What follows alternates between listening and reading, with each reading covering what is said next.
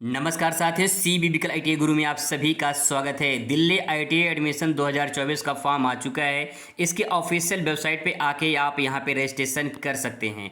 आज मैं आपको ये बताने वाला हूं कि जो है इसकी पूरी जो प्रोस्पेक्टस होती है उसको समझना बहुत ज़रूरी होता है। मैं तो आपसे बस इतना कहना चाहूँगा कि फॉर्म भरने से पहले अगर पूरा प्रोस्पेक्टस पढ़ लेंगे तो आपको दिक्कत नहीं होगी फॉर्म भरने में। चलिए पूरा समझाते हैं कि क्या इसमें डिटेल में दिया रहता है और कैसे जो है हमको फॉर्म भरना है, सब कुछ विस्तार में समझाने वाले हैं।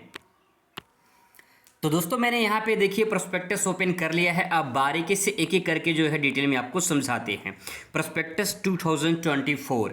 अब यहाँ पे देखिए सबसे पहले यहाँ पे जो मोस्ट इम्पॉर्टेंट पॉइंट है वहाँ पे जो है ये दिया गया है कि इसमें क्या क्या बताया गया है। जैसे देखिए यहाँ पे टेंटेटिव शेड्यूल दिया गया है, ठीक है। और जो मेन पॉइंट हम आपको बता दे रहा हूँ, इसमें ट्रेड के बारे में दिया गया है, ठीक है। और यहाँ पे जो है अगर आप यहाँ पे नीचे आएंगे तो आपको यहाँ पे दिखाई देगा।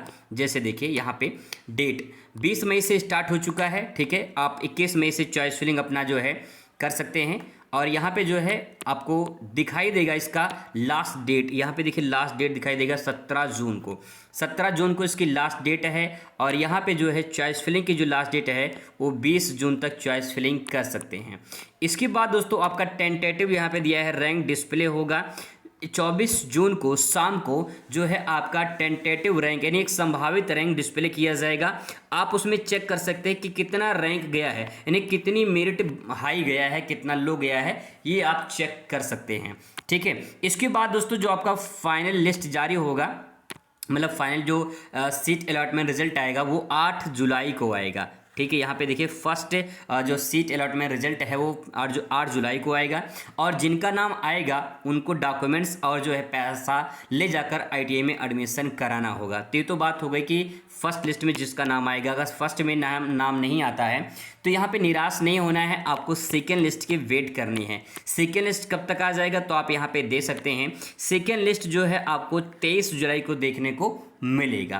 तो ये 30 जुलाई को हो गया, ठीक है। 23 जुलाई को आपका सेकेंड राउंड आ जाएगा। अगर सेकेंड में भी नाम नहीं आता है तो आपको थर्ड का वेट करना है। तो थर्ड कब तक आ जाएगा, यहाँ पे आप थर्ड देख लीजिए, ठीक है। यहाँ पे देखिए publish of third round seat allotment result 6 अगस्त यानी 6 अगस्त 2024 को आ जाएगा। तीसरा राउंड इसका आ जाएगा, ठीक है। इसके बाद फोर्थ राउंड आएगा। अगर चौथे तीसरे महीने आता तो फोर्थ राउंड आएगा, ये 21 अगस्त को आ जाएगा। इस प्रकार से जो है आपका यहाँ पे लिस्ट जारी होती है।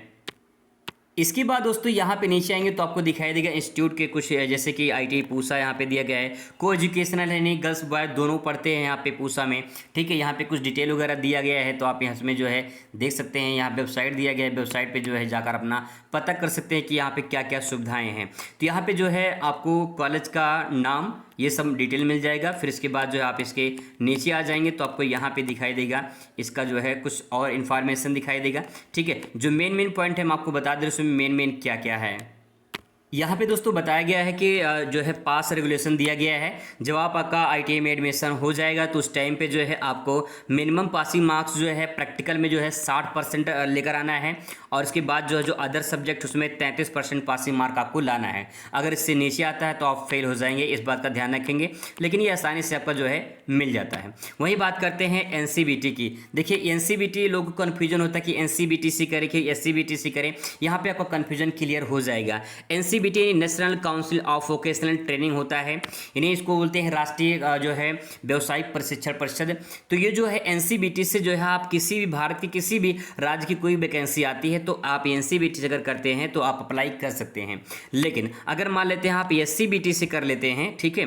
तो अगर आप जो है दिल्ली से ITI कर लेते हैं, ठीक है, और मान लीजिए यूपी कोई वैकेंसी आई हुई है तो अगर आप SCBT से किए हुए हैं तो आप जो है यूपी वाले वैकेंसी में अप्लाई नहीं कर पाएंगे, ठीक है। लेकिन अगर आप जो है वहीं NCBT से किए हैं तो भारत के किसी भी राज्य का जो है किसी राज्य से ITI किए हों या फिर जो है किसी राज्य में जॉब करना चाहते हैं तो आप NCBT से सर्टिफिकेट से कर सकते हैं जिसमें ITI क्वालिफिकेशन मांगा गया है।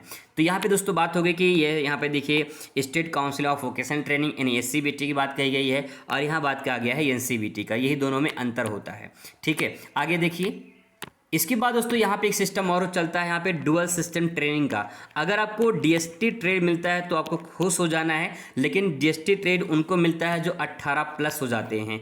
DST ट्रेनिंग का मतलब क्या होता है, इसमें डुअल सिस्टम ट्रेनिंग जैसे देखिए बताया गया है इसमें इसमें जो है आपको जब आप जैसे मान लीजिए 2 साल की आपने कोर्स कर रखा है, ठीक है, जिससे मान लीजिए ट्रेनिंग में आप इलेक्ट्रीशियन फिटर लिए हैं, 2 साल का कोर्स है। इसमें आपको कुछ दिन का जो है, कुछ महीने का जो है कंपनी में आपको ट्रेनिंग दी जाती है और कुछ महीने पढ़ाए जाते हैं। इसको बोलते हैं डुअल सिस्टम ट्रेनिंग, ठीक है, जो यहाँ पे डुअल सिस्टम ट्रेनिंग के बारे में बताया गया है। आगे देखते हैं कुछ और इन्फॉर्मेशन आपको यहाँ पे दिखाई देगा। जैसे देखिए कोर्सेज के बारे में बात करें तो यहाँ पे कितने कितने 6 महीने कोर्स होता है, साल भर का कोर्स होता है और 2 साल का कोर्स होता है। तो ITI 6 महीने का भी होता है, 1 साल का भी होता है, 2 साल का होता है। सबसे बढ़िया कौन सा होता है? तो सबसे बढ़िया भैया 2 साल का होता है, ठीक है। अगर इसे इलेक्ट्रीशियन है, फिटर है, टर्नर है, मशीनिस्ट है, ये सब अगर आप ट्रेड से करते हैं तो इनकी डिमांड है। 2 साल का कोर्स काफ़ी इंपॉर्टेंट होता है, कहीं भी आप जॉब पा सकते हैं। ITI लेवल के कुछ और यहाँ पे ट्रेड दिए, जैसे कि प्रधानमंत्री कौशल विकास योजना के बारे में आपने नाम सुना होगा, तो ये भी जो है लगभग ITI के जो है बराबर होता है, ठीक है। तो अगर आप ये भी कर लेते हैं तो फ़ायदा भविष्य में आपको मिल सकता है। इसके बाद यहाँ अप्रेंटिस में जब आप ITI कर लेते हैं तो आप जो है साल भर का अप्रेंटिस कोर्स होता है, उसे आपको करना होता है। अगर आप कर लेते हैं तो फिर आपको कहीं में उसका बेनिफिट मिलता है। जैसे रेलवे में अगर बात करें, रेलवे में आप अप्रेंटिस कर लेते हैं तो आपको ग्रुप डी में जो है 20% का छूट मिलता है, आरक्षण मिलता है, तो ये फ़ायदा होता है। इसके बाद दोस्तों सबसे इंपॉर्टेंट यहाँ पे आता है आपको फीस डिटेल लेकर 24, 25, 26 के यहाँ पे फीस डिटेल दिया गया है। इस फीस डिटेल में बात करें तो यहाँ पे आप दे सकते हैं SC/ST जो बॉयज़ कैटेगरी में आते हैं, SC/ST बॉयज़ जो हैं, बॉयज़ कैटेगरी में बॉयज़, SC/ST कैटेगरी बॉयज़ में जो आते हैं इनका देखिए जो है पर मंथ 100 रुपये दिया गया है, ठीक है। और जो है यहाँ पे पीपल फंड दिया है 200 रुपये, 500 रुपये जो है कॉशन मनी दिया गया है, ठीक है। और यहाँ पे जो है टोटल अगर बात करें तो यहाँ पे देखिए टोटल फीस डिपॉजिट करना है आपको एट द टाइम एडमिशन के टाइम जो है 1300 रुपये देना है, ठीक है। अगर आप हाफ ईयरली पेमेंट करते हैं तो 600 रुपये आपको पेमेंट करना होगा, यानी 1300 रुपये आप मान के चलिए कि जो है SC/ST जो कैटेगरी हैं उनमें जो है बॉयज़ वालों को जो है इतना लगता है। वहीं बात करें गर्ल्स का, जो दिव्यांग है या फिर जो है जो मतलब दिव्यांग वगैरह हैं, जो विकलांग की कैटेगरी में आती है, ये सब इनका जो है 700 रुपये लगेगा, ठीक है। वही बात करें यहाँ पे देखिए ऑल कैटेगरी बॉयज़ के जो कैंडिडेट मतलब हैं उनको जो है 19 रुपये पे करना होगा, ठीक है। इसके बाद देखिए यहाँ पे दिया गया है नॉन इंजीनियर ट्रेड, जैसे कि फैशन डिज़ाइन है, कोपा है, ये सब जो है नॉन इंजीनियर के अंतर्गत आते हैं। तो इनमें 1150 रुपये जो है SC/ST बॉयज़ को देना है और गर्ल्स दिव्यांग में जो आते हैं 700 रुपये देना है। जो अदर कैटेगरी बॉयज़ है उनको 1600 रुपये जो है पेमेंट करना होगा। ये तो बात होगी फीस पेमेंट की। इसके बाद दोस्तों यहाँ पे देखिए जो है आपको आरक्षण मिलता है। यहाँ पे कुछ आरक्षण दिया गया है। शेड्यूल कास्ट का 15% है, यहाँ पे शेड्यूल ट्राइब का है 7.5% है और OBC का 27% है। इस परसेंट जो है प्रकार से जो है आपको आरक्षण मिलता है। जैसे मान लीजिए किसी का 10 में जो है, मान लेते हैं किसी का 10 में 80% है, ठीक है। कोई 10 में जो है SC कैटेगरी का है और उसे 80% जो है मिला हुआ है। और मान लेते हैं कोई जो है 10 में जो है 90% पाया है और ये जनरल कैटेगरी में आता है, ठीक है। तो ये जो जनरल कैटेगरी का है इसको थोड़ा आरक्षण कम मिलेगा। और इसके बाद जो है यहाँ पे जो 80% वाले हैं, यहाँ पे शेड्यूल SC कास्ट में इनको 15% आरक्षण मिल जाएगा, तो उनको चांस रहता है ITI में एडमिशन पाने का, ठीक है। तो इस प्रकार से आरक्षण का भी फ़ायदा यहाँ पे लोगों को मिलता है। बात करते हैं यहाँ पे जो है जो अगर अदर डॉक्यूमेंट लगाते हैं, जैसे NCC वगैरह कोई किया है या फिर कोई खेल में आपने पार्टिसिपेट किया है तो आपके पास सर्टिफिकेट है तो उसको लगा सकते हैं। इसके बाद दोस्तों सबसे मोस्ट इंपॉर्टेंट आता है ट्रेड के बारे में, कौन कौन से ट्रेड होते हैं। यहाँ पे ट्रेड के बारे में दिया गया है। जैसे यहाँ पे देखिए टोटल सीटें जो हैं 456 सीटें हैं और ब्यूटिशियन और जो है वेलनेस में दिया गया है। तो यहाँ पे कॉस्मेटोलॉजी का जो है यहाँ पे देखिए 1 ईयर कोर्स होता है और जो है इसमें बात करें तो 10th पास जो है क्वालिफिकेशन माना गया है। नॉन इंजीनियर ट्रेड होता है और यहाँ पे देखिए और NCVT से बात करें तो यहाँ पे मंगोलपुरी में 48 सीटें हैं। ऐसे से अलग अलग जो है कॉलेजों में सीटें हैं, टोटल 288 सीट यहाँ पे दिया गया है। तो आप इन सीटों को एक बार देख लीजिए, ऐसे चेक कर लीजिए ताकि जो है जब आप फॉर्म भरें आपको दिक्कत ना हो और आपका सरकारी कॉलेज में हो जाए। इसके बाद दोस्तों थोड़ा नीचे आएंगे तो आपको यहाँ पे दिखाई देगा कि कौन से कॉलेज में कौन सी सीटें हैं, मतलब कि कौन सी ट्रेड हैं और उसके बाद जो है कितनी सीटें हैं, ये सब कुछ जो है आपको यहाँ पे जूम करके देखना पड़ेगा। तो प्रोस्पेक्टस आप देख लीजिए, यहाँ पे आप चेक कर सकते हैं कितने मतलब सीटें हैं, ये सब जो है आपको यहाँ पे दिखाई देगा। जैसे देखिए यहाँ बात कीजिएगा technician electronic system design and repair के लिए 16 साल होना चाहिए और डुअल सिस्टम ट्रेनिंग के लिए 18 साल होना चाहिए, मैंने बताया था।